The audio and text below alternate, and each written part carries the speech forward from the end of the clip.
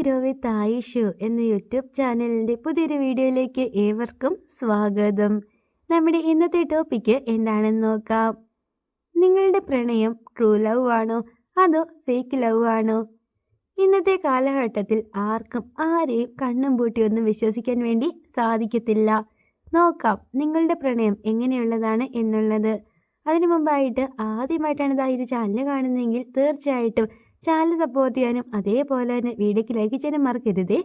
നമ്മുടെ first point എന്ന് പറയുന്നത്, നിങ്ങളുടെ ഓപ്പോസിറ്റുള്ള ഒരു വ്യക്തി നിങ്ങളെ ഫേക്ക് ആയിട്ടാണ് ഇഷ്ടപ്പെടുന്നത് എങ്കിൽ ആ ഒരു വ്യക്തിക്ക് എപ്പോഴും നിങ്ങളുടെ ശരീരത്തിനോടായിരിക്കും ഇഷ്ടമുണ്ടാകത്തുള്ളൂ. അതായത് നിങ്ങളുമായിട്ട് ആ ഒരു വ്യക്തിക്ക് ഒരു ആത്മബന്ധവും ഉണ്ടാവത്തില്ല. അതായത് ചുരുക്കി പറഞ്ഞ് ഇത്രയേ ഉള്ളൂ, കാര്യം കാണാൻ വേണ്ടിയിട്ട് ആ ഒരു വ്യക്തി നിങ്ങളോട് പല കാര്യങ്ങളും പറയും. അതേപോലെ തന്നെ അവരുടെ ആവശ്യങ്ങളൊക്കെ നിറവേറ്റാൻ വേണ്ടിയിട്ട് നിങ്ങളെ കൂടുതലായിട്ടും നിർബന്ധിക്കും. ഇനി നിങ്ങൾ അതിനൊന്നും വഴങ്ങിയില്ലെങ്കിൽ ഒന്നില്ലെങ്കിൽ അവർ നിങ്ങളോട് പിണങ്ങിപ്പോകും, അല്ലെങ്കിൽ നിങ്ങളോട് ദേഷ്യം കാണിക്കും.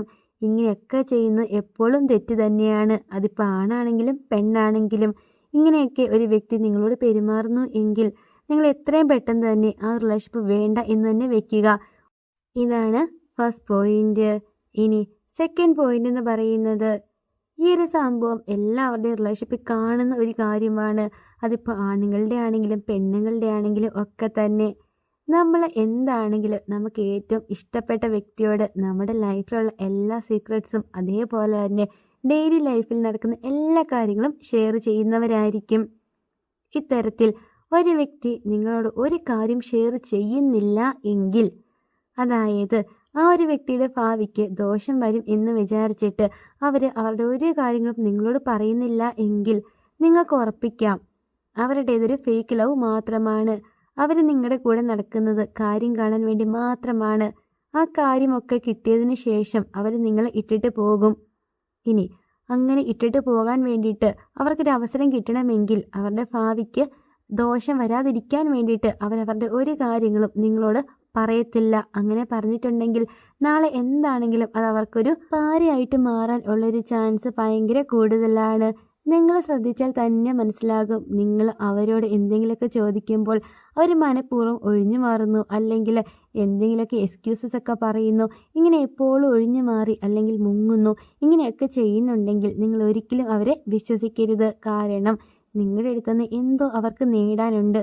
അത് നേടിയതിന് ശേഷം അവർ മുങ്ങാൻ വേണ്ടിയിട്ടാണ് നിങ്ങളുടെ കൂടെ നടക്കുന്നത്. ഇതാണ് സെക്കൻഡ് പോയിന്റ്. ഇനി തേർഡ് പോയിന്റ് എന്ന് പറയുന്നത്, നമുക്ക് എല്ലാവർക്കും അറിയാം, അല്ലെങ്കിൽ നമ്മളെല്ലാവരും ഡെയിലി എക്സ്പീരിയൻസ് ചെയ്യുന്ന ഒരു കാര്യമാണ്. നമുക്ക് ഏറ്റവും ഇഷ്ടപ്പെട്ട വ്യക്തിയോട് എന്താണെങ്കിലും 2 അല്ലെങ്കിൽ കൂടുതൽ, അതായത് 2 അതിൽ കൂടുതൽ ദിവസമോ നമുക്കൊന്നും മിണ്ടാതെ ഇരിക്കാൻ വേണ്ടി പറ്റത്തില്ല, അല്ലെങ്കിൽ പിണങ്ങിയിരിക്കാൻ വേണ്ടിയിട്ട് സാധിക്കത്തില്ല. നമ്മളായിട്ട് അവരോട് എന്തെങ്കിലുമൊക്കെ പോയി സംസാരിക്കും. ഇത്തരത്തിൽ ഈ ഒരു വ്യക്തി നിങ്ങളോട് ദിവസമോളം അല്ലെങ്കിൽ ദിവസങ്ങളോളം മിണ്ടാതിരിക്കുന്നു. പിണങ്ങി കഴിഞ്ഞിട്ടുണ്ടെങ്കിൽ അവർ ലൈഫിൽ ഭയങ്കര ഹാപ്പിയാണ്. നിങ്ങൾ വിളിക്കുകയോ അല്ലെങ്കിൽ മെസ്സേജ് അയക്കുകയോ ഒന്നും ചെയ്യത്തില്ല, ഒരു സോറി പോലും പറയത്തില്ല. പിണങ്ങുമ്പോഴൊക്കെ തന്നെയും നിങ്ങളായിരിക്കും സോറിയും പറഞ്ഞിട്ട് അവരുടെ കാലും പിടിച്ചിട്ട് പുറകെ നടക്കുക. അവർക്കൊന്നും ഒരു പ്രശ്നമുള്ള കാര്യമേ ആയിരിക്കത്തില്ല.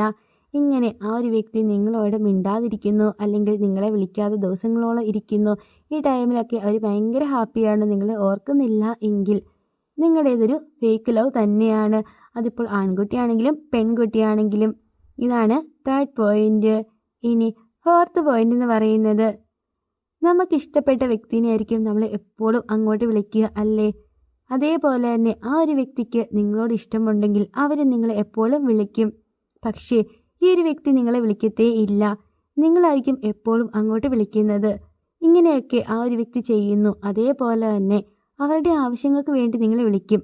അതായത് കറക്റ്റ് എന്തെങ്കിലും ഒരു ആവശ്യം വന്നിട്ടുണ്ടെങ്കിൽ ഭയങ്കര സ്നേഹമായിരിക്കും, എപ്പോഴും നിങ്ങളെ വിളിക്കുകയും ചെയ്യും.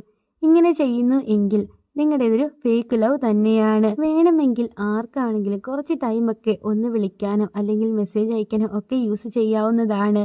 പക്ഷെ ഇങ്ങനെയൊന്നും അവർ ചെയ്യുന്നില്ലെങ്കിൽ അവർക്ക് നിങ്ങളെ കൊണ്ടുള്ള ആവശ്യം ഒന്നില്ലെങ്കിൽ കഴിഞ്ഞു, അല്ലെങ്കിൽ ഈ ഒരു ആവശ്യം കഴിഞ്ഞിട്ട് അവർക്ക് നിങ്ങളെ ഉപേക്ഷിക്കാൻ വേണ്ടിയിട്ടാണ്. അതുകൊണ്ട് ഇങ്ങനെ എപ്പോഴും നിങ്ങളാണ് പുറകെ നടന്ന് വിളിക്കുന്നത്, അല്ലെങ്കിൽ വഴക്കൊക്കെ ഉണ്ടാക്കി കഴിയുമ്പോൾ നിങ്ങളാണ് അങ്ങോട്ട് ചെന്ന് സോറി പറയുന്നത്, കോംപ്രമൈസ് ആക്കുന്നത്. ഇങ്ങനെയൊക്കെ നിങ്ങൾ ചെയ്യുന്നു എങ്കിൽ നിങ്ങളുടേതൊരു ഫേക്ക് ലവ് തന്നെയാണ്. കഴിവതും ഇത്തരത്തിൽ സ്വഭാവമുള്ള വ്യക്തികളിൽ നിന്നും നിങ്ങൾ മാറിപ്പോകുക. നിങ്ങൾക്ക് ഡിസേർവിംഗ് ആയിട്ടുള്ള ഒരു പേഴ്സണെ നിങ്ങൾ കണ്ടെത്തുക. അപ്പോൾ വീഡിയോ ഇഷ്ടമായി തോന്നിയിട്ടുണ്ടെങ്കിൽ തീർച്ചയായിട്ടും ചാനൽ സപ്പോർട്ട് ചെയ്യാനും വീഡിയോക്ക് ലൈക്ക് ചെയ്യാനും മറക്കരുത്.